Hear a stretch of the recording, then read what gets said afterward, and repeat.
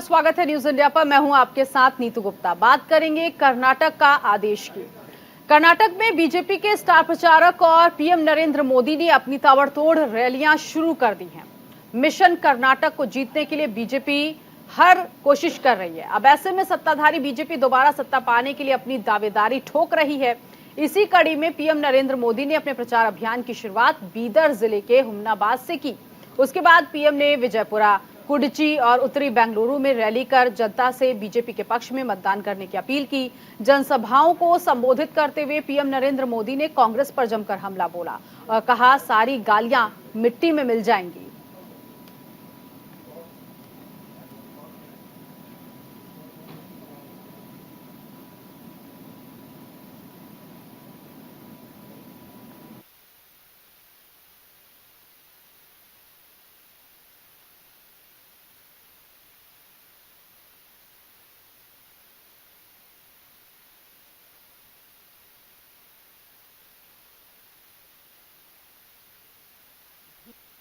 कांग्रेस ने फिर से मुझे गालियां देने का काम शुरू कर दिया है। मैंने देखा किसी ने उन गालियों की लिस्ट बनाई है और वो गालियों की लिस्ट मुझे दी है। अब तक मुझे ये कांग्रेस के लोगों ने 91 टाइम अलग अलग गालियां दी है। अरे कांग्रेस ने ये गालियों की डिक्शनरी में टाइम खराब करने के बजाय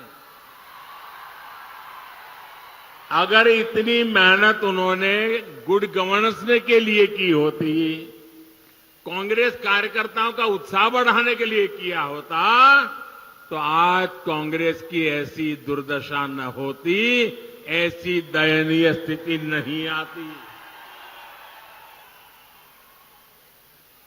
कांग्रेस के लोग कान खोल करके सुन ले। आपने जब जब जिसको गाली दी है, उन्होंने आपको ऐसी सजा दी है, ऐसी सजा दी है, आप दोबारा खड़े नहीं हो पाए हैं। इस बार कर्नाटका में भी ये गाली का जवाब, इनके सम्मान पर जो चोट पहुंची है, उसका जवाब वोट से दिया जाएगा, वोट से दिया जाएगा। ये भाजपा की ही सरकार है जिसने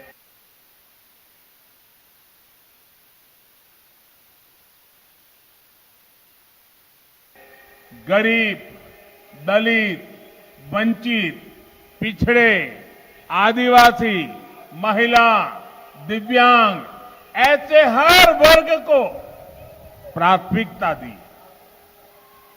भाजपा सरकार में आज समाज के वंचित वर्ग को सामाजिक और आर्थिक सुरक्षा मिली है।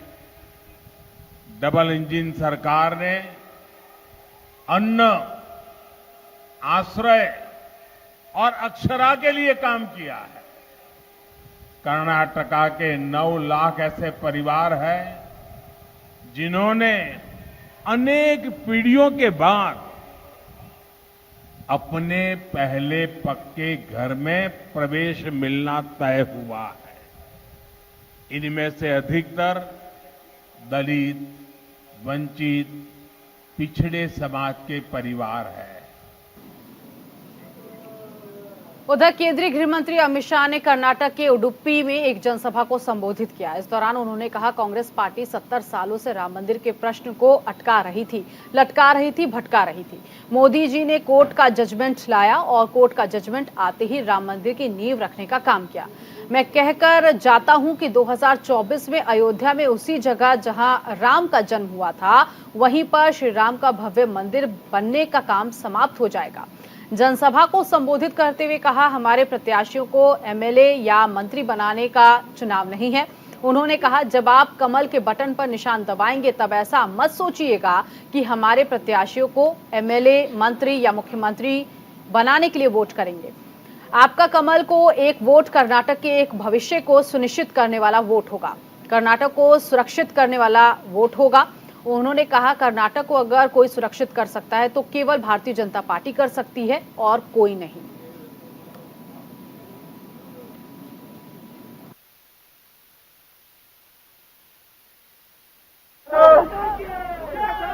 भारतीय जनता पार्टी ने 4% मुस्लिम रिजर्वेशन को समाप्त कर दिया है।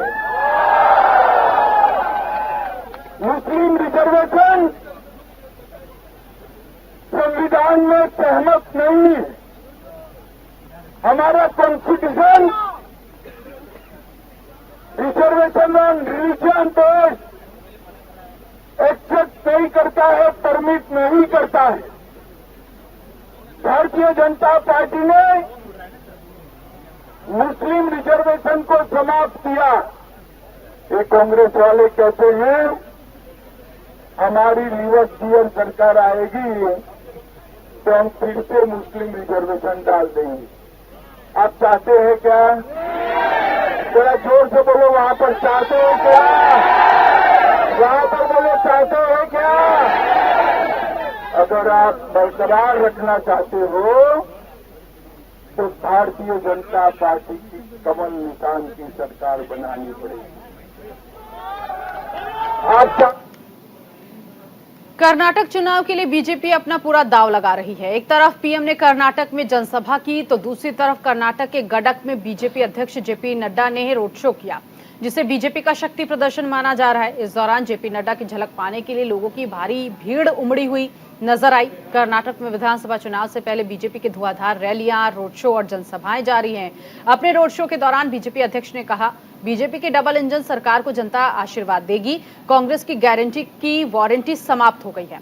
जनता को अब कांग्रेस पर भरोसा नहीं है।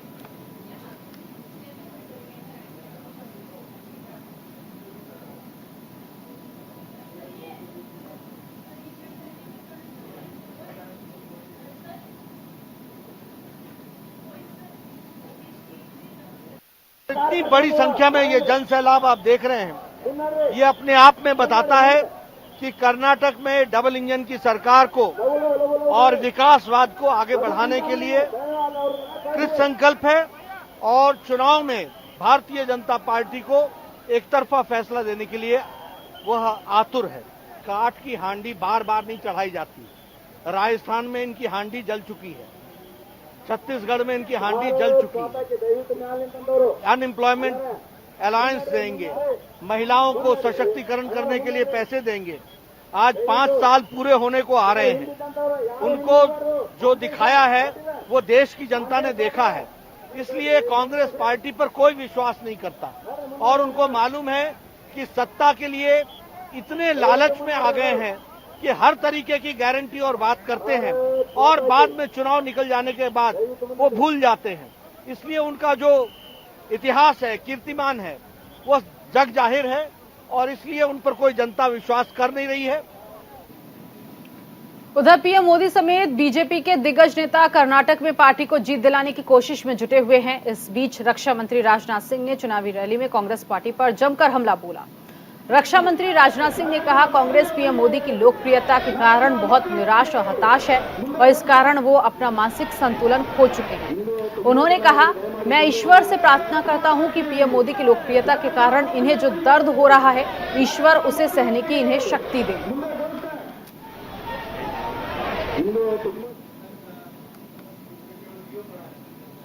ऑफ इंडिया को यह शेल्टर देने का काम करते हैं। लेकिन हम लोगों ने पहले भी कहा था कि एंटी नेशनल उनकी एक्टिविटीज हैं, हम लोग आएंगे तो उस पर प्रतिबंध लगाएंगे और आपने देखा कि आते ही हम लोगों ने पीएफआई के ऊपर मेरे बहनों भाइयों प्रतिबंध लगा दिया। यानी भारतीय जनता पार्टी ऐसी पार्टी है जिसके वर्ड्स और डीड्स, कृति और कथन में कोई अंतर नहीं है। जो हम कहते हैं वह करते हैं।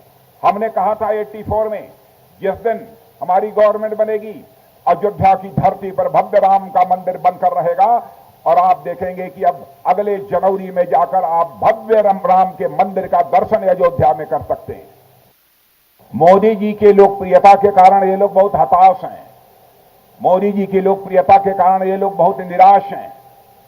इनके अंदर ईर्ष्या, जलन मोदी जी के प्रति पैदा हो गई है। इस कारण वो अपना मेंटल बैलेंस भी तोड़ चुके हैं, लूज कर चुके हैं अपना मेंटल बैलेंस। बहनों भाइयों, मैं तो ईश्वर से यही प्रार्थना करता हूं कि हे ईश्वर, इन कांग्रेस के लोगों को जो इस प्रकार का आरोप हमारे प्राइम मिनिस्टर के ऊपर लगा रहे हैं, कम से कम उनके अंदर ऐसी शक्ति दो कि कम से कम वो हमारे प्रधानमंत्री की लोकप्रियता के कारण जो उनको दर्द है, उस दर्द को वह सहन कर सके। अब बात मध्य प्रदेश के मुख्यमंत्री शिवराज सिंह चौहान की कर लेते हैं, जो इन दिनों कर्नाटक में हो रहे विधानसभा चुनाव को लेकर लगातार वहां पर जनसभा कर रहे हैं और बीजेपी के पक्ष में माहौल बना रहे हैं। बेंगलुरु पहुंचे मुख्यमंत्री शिवराज सिंह चौहान ने कांग्रेस पर निशाना साधा। उन्होंने एसएमएस की नई परिभाषा बता दी। शिवराज सिंह चौहान ने कहा, एसएमएस यानी सिद्धारमैया, मल्लिकार्जुन खड़गे और डीके शिव कुमार हैं, जो कर्नाटक के विकास के लिए खतरनाक है। सीएम शिवराज सिंह चौहान ने आगे कहा, जैसे एक करप्ट मैसेज मोबाइल को खराब कर देता है, वैसे ही ये एसएमएस कर्नाटक के भविष्य को तबाह और बर्बाद कर देगा। सिर्फ डबल इंजन की सरकार ही कर्नाटक को बचा सकती है। पीएम मोदी पर कांग्रेस अध्यक्ष मल्लिकार्जुन खड़गे की तरफ से की गई टिप्पणी पर सीएम शिवराज सिंह चौहान ने कहा, कांग्रेस विश्व कुंभ बन गई है। पीएम नरेंद्र मोदी के बारे में जहर फैलाती रहती है। ये कांग्रेस की सत्ता जाने की छटपटाहट है, जो अब बौखलाहट में बदल गई है। इसीलिए कांग्रेस के विश्व कुंभ से जहरीले बयान निकल रहे हैं। मगर पीएम नरेंद्र मोदी विषपान करने वाले नीलकंठ हैं। कांग्रेस विश्व कुंभ बन गई है। मोदी जी के बारे में जहर ही फैलाती रहती है। कभी कहते हैं मोदी मौत के सौदागर हैं, कोई कहता है सारे मोदी चोर हैं, कोई कहता है कि मोदी जी सांप है, कोई उनको नीच बोलता है। अब ये सत्ता जाने की छटपटाहट है। मोदी जी के कारण हमारी सत्ता चली गई और वो जो छटपटाहट है, वो जो दर्द और पीड़ा है, वो बौखलाहट में बदल गया है। इसलिए कांग्रेस के विश्व कुंभ से जहरीले बयान निकल रहे हैं। लेकिन मोदी जी तो जहर पीने वाले, विषपान करने वाले नीलकंठ है। वो जहर पी रहे हैं देश की जनता के लिए, देश के विकास के लिए, और दिन और रात देश के विकास में लगे हुए हैं। एसएमएस से बचना होगा। ये एसएमएस कर्नाटक के विकास के लिए खतरनाक है। सिद्धरमैया, मल्लिकार्जुन खड़गे और शिव कुमार जैसे एक करप्ट मैसेज मोबाइल को खराब कर देता है, वैसे ही एसएमएस ये करप्ट मैसेज कर्नाटक के भविष्य को तबाह और बर्बाद कर देगा। डबल इंजन की सरकार ही